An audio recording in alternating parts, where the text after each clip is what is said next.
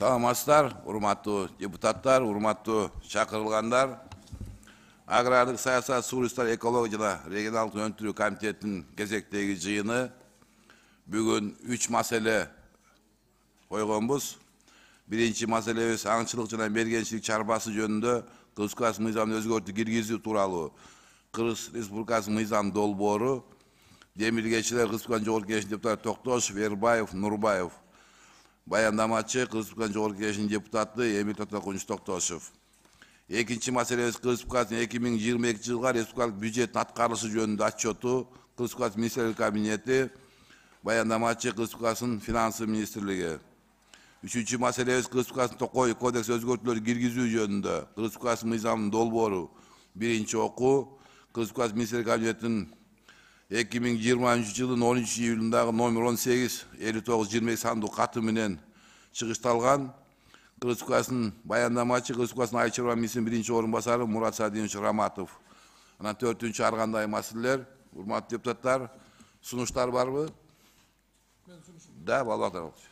Урматтуу төрага, урматтуу депутаттар, урматтуу катышкандар, биз 3-чү менен 2-нчи орун алмаштырып койсок, бюджетти кенен талкууласак, 3-чү кылып алып, талкууласак эмес, талкууласак. Ошо биринчи, 2-нчи маселени карап туруп, ушу сунушумду колдоп берип коесуздар, өтүнчү. Барбы да, Нилуфар жанына. Саламатсыздарбы, урматтуу коллегалар. Министр өзү эмнеге келбеди, билсек болобу? Аскарбек жана Айыл чарба министрлигинен кимдер бар? Саламатсызбы, урматтуу депутаттар, Аманкан Батырбекович, азыр министрдин орун басары Айнура Абдыкалыковна кирип келатат 1-2 мүнөттө. Министр өзү расмий командировкада. уже биздин комитетке көптөн бери келбей атат да, келип биз менен жумуш алып барса жакшы болот эле. Урматтуу президенттин өкүлү канакей Айыл чарба министрлиги. Министрдин өзүн көрбөгөнүбүзгө көп болду, себеби суроолор көп. Өткөнкү сессияда дагы 1-2 жолу эле келген да. Эми азыр сунуштарды карап көрөбүз. Эске койсоңуздар. Мен ойлоп атам, жана бул эмелеринчи ордун эле калтырып элечи. Бирок кодекске министр келбесе, анда эмкеге калтырайлык. Эмне үчүн дегенде кодекс аябай татаал, по статьяны кетишибиз керек да. Анан азыр зам келсе деле бул жаңы киши көп нерсеге жооп бере албайт. Ошол үчүн кодекс эми бул Минсельхоздун наны, эң негизги закондун бири. Анан министрге керек жок закон болсо анда билбейм. Өзү келсе эң сонун болмок да. Ошол үчүн азыр 1 сааттын ичинде 1-2 сааттын келип калса карайлы. Келбесе анда эмкеге калтырыш керек муну. Бүгүн кадыр күн тартиби менен кете бербейлиби кадыр. Жана биринчи маселебиз аңчылыкты карап коелу. Андан кийин кодексти көргөзтүрүп көрөбүз да кимиси кандай жооп берет. Эси биз кабыл албай деле койсок болот ушул жерден карап туруп. Аны ошол жүрүшүндө карап алып барабыз да ошол боюнча. Да жарайды байдынчы. Баяндамачы катарыбы? Урматтуу депутаттар, кворум бар. Анда күн тартиби боюнча добуш коем, добуш берип койсоңуздар. Макул, каршы жок, алымча кошумчалар менен. Анда биринчи маселебизди көтөрүп берели.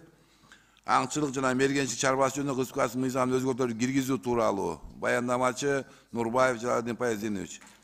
Assalomu alaykum, урматтуу депутаттар, урматтуу чакырылгандар. Бул мыйзам 3-чү окууда. Урматтуу депутаттар, бул жерде 30-чу берененин аңчылык жана мергенчилик чарбасы жөнүндө Кыргыз Республикасынын мыйзамын өзгөртүү киргизип атабыз. 30-чу берененин 3-чү бөлүгүндө экинчи сүйлөмүндө 30% дегенде 50% менен алмаштырып атабыз. Ушуну колдоп коесуздар. Рахмат, урматтуу комитеттер. Бул эми 3-чү окуу, урматтуу депутаттар. Сунуштар кирди беле, урматтуу отдел? Бир дагы сунуш кирген жок. Да, балбаңыз.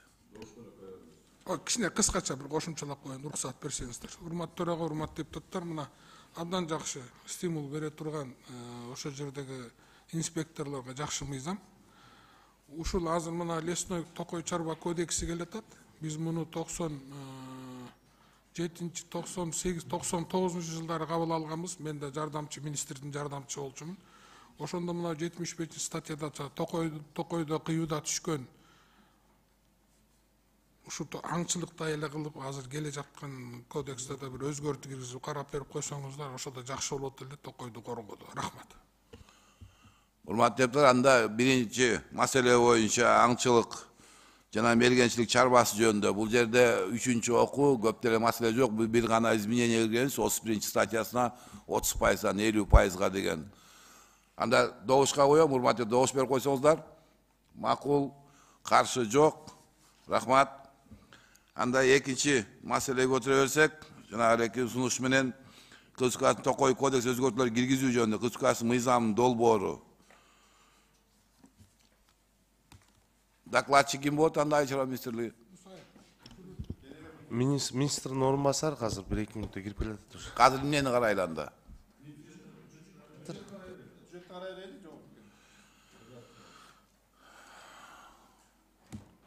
Бюджетке кимсиз докладчик болот андан кийин?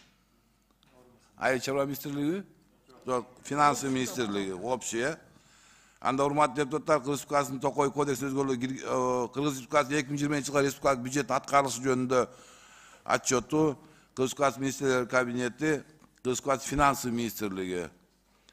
Айбек Курманбековна. Анда сөз сизге.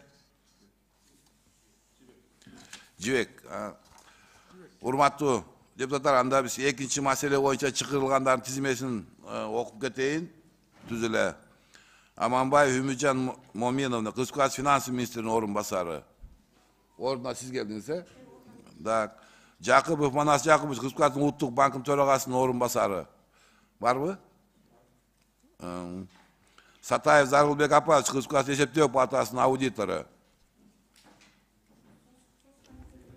Тиги соцкомитет болот тур, аякта тоже бюджетти коюп туруп биринчи маселе. Суроо калса эмне аласыз? Бирлешет палата. Бул кандай болот? Урматтуу президенттин өкүлү. Бул эмне кылганыңар? Ушунтип болсун. Аманкан Батырбек. Эмне башка комитетке керек, анан бизде комитетке кереги жокпу? Албай салбайлы бюджет. Баары толуп келсин. Рұқсат беріңіз. Аманкан Батырбек, биякта баяндамачы бергенче биз келтирип беребиз. Сен баяндамачыңар эмне үчүн биз мен силерге таң калам мен айрынайын. Эмне башка комитет эмне агрардык комитет палата комитет эмеспи? МК калтырайлы. Дош коюн. Oyuncu emesmi? Такырбашева Дамира Мурзаевна. Жоқ. Каякта?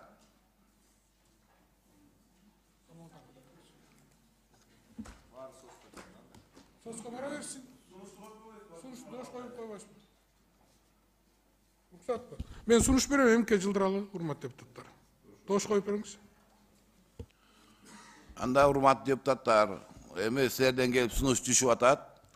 Бүгүнкү күндө жооп бере турган айыл чарба министри да жок. Керектелүүчү зам министрлиңер да жок. Ал министриңер куратор эмес.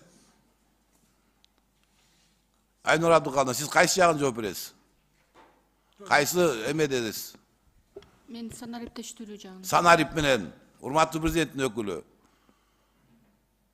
Санарип боюнча зам министриңерди эмне Токой чарбасына алып келдиңер анда? Кантип жооп берет бул? Биринчи бюджеттикин добушка койбойсуз анан буга келет.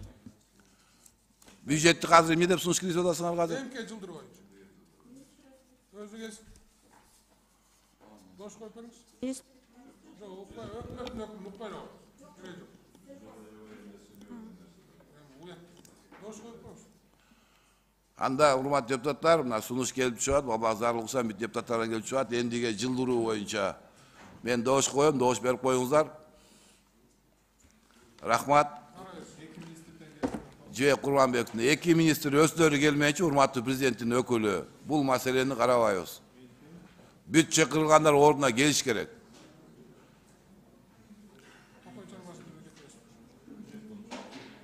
Бюджет боюнча келгендер. Үчүнчү маселеге өтөбүз.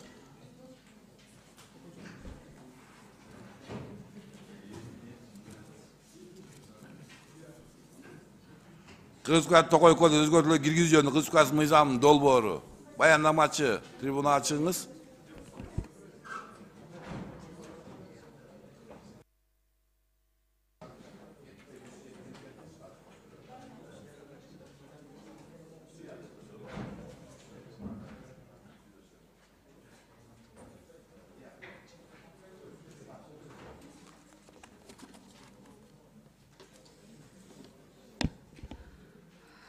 саламатсызбы, урматтуу Аманкан Батырбекович, урматтуу депутаттар. Кыргыз Республикасынын Айыл чарба министрлиги тарабынан иштелип чыккан Кыргыз Республикасынын Токой кодексине өзгөртүүлөрдү киргизүү жөнүндө Кыргыз Республикасынын мыйзамынын долбоорун сунуш кылууга уруксат этиңиздер. Кыргыз Республикасынын Токой кодексине өзгөртүүлөр киргизүү жөнүндө Кыргыз Республикасынын мыйзам долбоору токойлорду башкаруунун ченемдик укуктук жана институционалдык негиздерин өркүндөтүүгө, ошондой эле Кыргыз Республикасынын Токой кодекси менен Кыргыз Республикасынын башка ченемдик укуктук актыларынын ортосундагы боштондуктарды жана карама-каршылыктарды жоюу максатында иштелип чыкты. Кыргыз Республикасынын Токой кодекси 1999 жылы 8-июлунда кабыл алынган жана 20 жылдык мезгил ичинде ага болгону 15 өзгөртүү жана толуктоо киргизилген. Кодекс кабыл алынган учурда Кыргыз Республикасынын Токой тармагын өнүктүрүүгө чоң салым кошкон өтө прогрессивдүү ченемдик укуктук акт болгон. Ал эми азыркы учурларда Токойду натыйжалуу жана сарамжалдуу башкарууну камсыз кылуу үчүн принциптүү жаңы ыкмаларды колдонуу зарыл. Алар Токой мыйзамдарынын укуктук негиздерин өзгөртүүнү, тиешелүү түрдө Кыргыз Республикасынын Токой кодексинин ченемдерин өзгөртүүнү талап кылат. Айта кетсек, мыйзам долбоору менен 75 беренеге өзгөртүүлөрдүн жана толуктоолордун киргизилиши сунушталып жатат. Айнур Абдыкаловна, негизи эми докладыңарды угалы. Эми Алмаз Мырзамирди берди экен, сиз как орун басар катары жооп бере аласызбы өзгөртүүгө, кодекске? Аманкан Батырбекович, ооба жооп бере алабыз. Анан Токой кызматындагы төрагасы бул жакта Алмаз Мустафаевич чогуу жооп берет. Жок, как орун басар катары сиз жооп бере аласызбы азыр? Сиз сценарий боюнча келгениңизге 2-3 ай эле болду. Бир дагы курирующий замминистрлер жок. Бул эми кодекс деген оюнчук эмес да. Токой чарбасынын кодекси боюнча.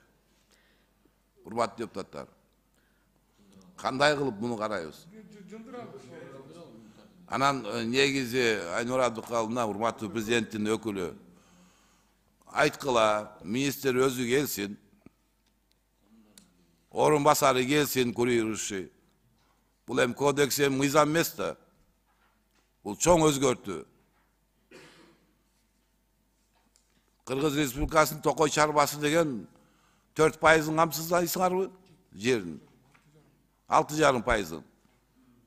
Анан бул оңой вопрос эмес да, өзгөртүүлөр киргизүү боюнча. Да, балбазар. Кыргыз Республикасынын Токой чарба кодексин биринчи болуп 99-жылы биз кабыл алганбыз. Раматылык Рустамбеков Түрөболчан. Ошол агентствон. Биз ошондо 1 жылда кабыл алганбыз. Токой кодексин. Общественный слушание кылып, тиге алып барып, комитеттин мүчөлөрү менен иштеп, алар Токой алып барып баарын көргөзүү, эмнени өзгөртүп атабыз. Ар бир бизге биринчи жолу келип атасыңар силер. Сразу эле кодексти алып келип атасыңар. Бизге алып барып Токойду көргөзүү, эмнени өзгөртүп атасыңар. О, мындай талкуу кылган жоксуңар да. Алмаз Мустафаевич. Анан келип туруп мен Моорекини бир эле комитеттин отурумунан карап бер деген бул кандай туурабы? Же министри жок. Ошондо Рустамбеков өзү ар бир депутат менен иштеп, ар бир комитет менен иштеген Раматылык. А сиздин министриңиз 6 айдан бери жок, комитетке басып келип койбойт. Ордуна жибербейт, бизди шылдың кылгансып, Санарып менен алектенген орун басарды, урматтуу президенттин өкүлү, бизге сыйлайсыңарбы же сыйлабайсыңарбы? Бизди сыйлабасаңар, биз да силерди сыйлабайбыз. Акыркы убакта өкмөт көнүп алдыңар жогорку кеңешке игнор кылып сыйлабай койгонду. Карашо, мыйзамдык укугуңарды колдонсоңор, биз да колдоно алалы мыйзамдык укугубузду. Бул эмне шылдыңбы Токойго Санарып министрдин орун басарын алып келесиңер, министрдин. Алмаз Мустафаевич, мындай болбойт да. Кодексти алып келип атасыз. Ушуга чейин депутаттар менен иштеш керек да, түшүндүрүш керек да. Бул деген сиздин эң негизги иштей турган документиңиз. Рахмат. Анда урматтуу депутаттар, жылдыруу боюнча муну дагы министрдин өзү келип туруп, сценарий эме Токой чарбасы боюнча кодекс өзгөртүү киргизүү боюнча өздөн угалыбы? Өздөн угалыбы. Курирующий замыбыз жок болсо, министр өзү жок болсо, анда маселени кантип карайбыз анда? Анда урматтуу депутаттар, муну дагы кийинки жыйынга жылдырууга сунуш кылам. Добуш берип коюңуздар. Макул, каршы жок. Рахмат Айбек Абдыкаловна. Ар кандай маселелерге барбы суроолор, урматтуу депутаттар? Бар менде. Рұқсат берсеңіздер. Да. Экисинде Кудай буюрса Чүй областына чоң кеми менен жанакы 449 токтом 309 баягы знаменитый. Анан балык чарбага барабыз да. Ошол барып ошо немеге ошону силе барып элдин көйгөй бардык жакта ушул проблема чыгып атат да областта. Бир барып ушуну жеринде көрүп койбойлубу көйгөйдү экисинде. Ушул кандай деп калабыз 2 октябрда. Чоң кеминге барабыз улуттук паркка. Балбакзарлыгыч, урматтуу депутаттар, мына эки выездной боюнча негизи биз региондордун баарын кыдырып атпайлыбы? Мына көлгө барып келдик, Нарын, Ош, Баткендин баарына барып келдик. Чүй областынын эми ошол жерге кеминге эмес, орто жерден эле бир жерге чогулсак жакшы болот турат да.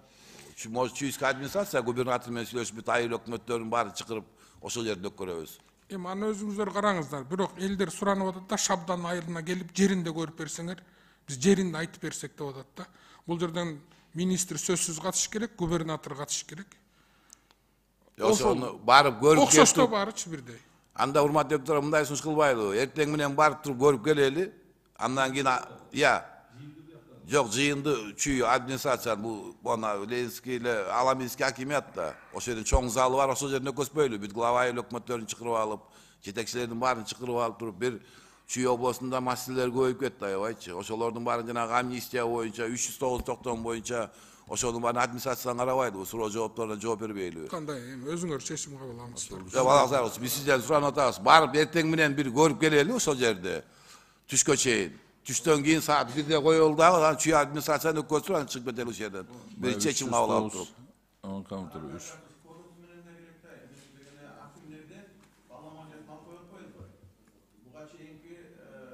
Микрофонду кошо алсаңыз. Бүгүнкү күнгө чейин акимдер берчи токойлоргочу жерди. Анан баягыдан бери мен 2-3 жолу баягы комитеттен да айттым, булар болбой койгон, эми өзгөртүп алып келип атышат. Акимдерди алып салып атат, ошол үчүн ушу акимдерди деле чакырып баягы жерди токой чарбага бирөө өткөрүп бериш керек да, аларды тартып койсок, алып койсок да болбойт да. Анан жанагы жайыт маселелери, сиз жана көтөрүп аткан ушу жайыт маселелерди аябай көп көтөрүп атат токой чарбадагы. Жана сенокосторду да көтөрүп атат тиги токой чарбанын. Урматтуу депутаттар, быйыл мына өзүнүн жаратылышы менен маселе көп болду, билесиңер. Суу маселеси болду. Мына тоют кымбаттап атат. Жер маселеси менен, амнистия маселеси менен ушу маселелер бар. Ошонун баарын Чүй областы боюнча анда кийинки жыйынды эртең менен кеминге чыгып барып паркты көрүп келебиз. Андан кийин биз азыр губернатор менен сүйлөштүк, анда ошол жерден чогулуш кылып, Чүй областы боюнча бир чечим кабыл алып коелу. Ошол жерден туура болуп коюп атам да. Суроо жооптордун баарына жооп берип, ошо маселени балыкты да кошолу ошол жерден. Ар кандай маселелер көп да ошол жерден. Анда Чүй областы боюнча бир карап коелу. Отдел анда силер тапшырманы алгыла. Эртең менен национальный паркка тиги Шабданга барып келели, Шабдангабы? Кеминге барып келели, андан кийин келип алып чогулушту Чүй областында бүт жетекчилерин чогултуп алып ошол жерден өтөлү. Ошондо Чүй областынын бир маселесин баарын бир карап чыгалы. Сугарт маселеси, тоют маселеси, амнистия, жер маселелери бар, жана трансформация боюнча ошонун баарын бир карап алалы. Ошондо Чүй областын бүтүрүп, кийинки жыйын Ошко, андан кийинки жыйын 15-16. Ошон үчүн жанагы Чүйдү бүтүрүп, андан кийинкисине Ошко чыгып кетели. Через одну жыйындан кийин. Араван, анан тиги жок, Араван бар, анан Нурбек Карыш, Ошо областында шаардын өткөрүп атабыз. Биз азыр кындай? Араванды көрүп келип, анан Оштон. Да, ал Кара Суудагы бар маселе, эми ошто ноокаттын да маселеси бар, мынакей суранып атышат. Ошон үчүн чогуу эле бир жерден карайлы. Араванды бар бир көрүп келебиз дагы, андан кийин келип туруп, ошо областында ошол жерден бир маселенин бүт баарын бир карап чыгалы. Маселе көп да айыл чарбасы боюнча. Мына азыр бюджетти да каратат, ошону менен баарын тууралап кетсек жакшы болмок. Анда ошондой чечим кабыл алалы, урматтуу депутаттар. Дагы барбы сунуштар?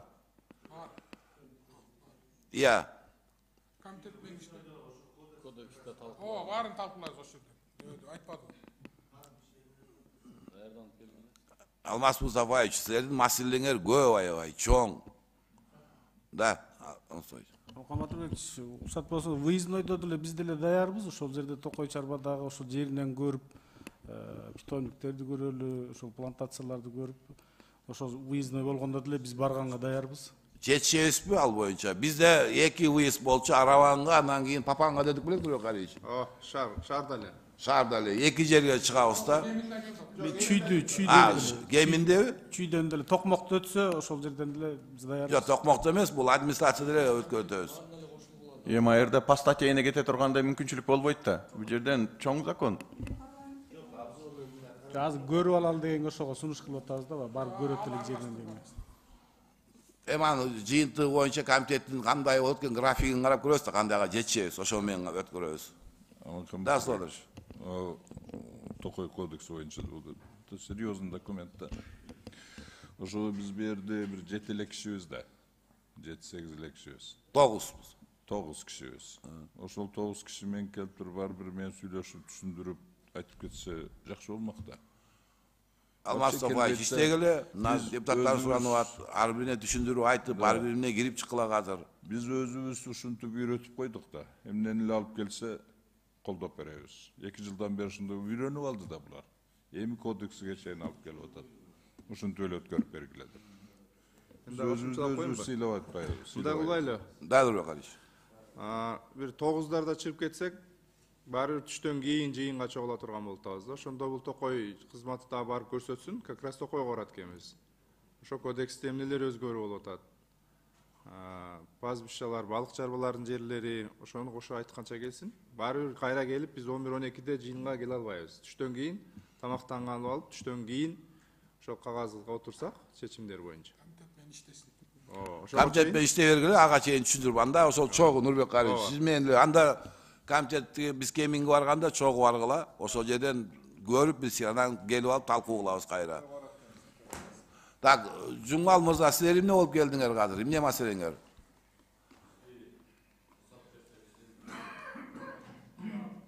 Саламатсыздарбы, урматтуу депутаттар, бүгүнкү жыйындын катышуучулары. Биз тиги 490 боюнча бюджет менен чогуу болмокпуз да. Жок, биз силердин бюджетти азыр караган жокпуз, биз бюджетти кийинге жылдырбадыкпы? Ошондо карайбыз чогуу маселени. Мен түшүнүп атам силерди. Ошого чогуу киргизгиле. Все жарайт. Азыр бюджетти биз аны өзүнчө силер менен карай албайбыз да. Бюджет менен чогуу карайбыз. Жарайт. Хорошо? Мен кеминге барабыз да. Ошол үчүн ошол жерге эмненин негизинде жанагы токой чүй токой чарбанын жанагы токойлордун 25 000 гектар жерди кандай документ менен катталганын ала келгилечи, макулбу? Эмне документиңер бар ошол токой чарба биздики деген бир документиңер барбы? Ошону мага госрегистрден ала келгилечи ошол жыйынга. Анда жыйынды аяктайлы. Рахмат барыңыздарга.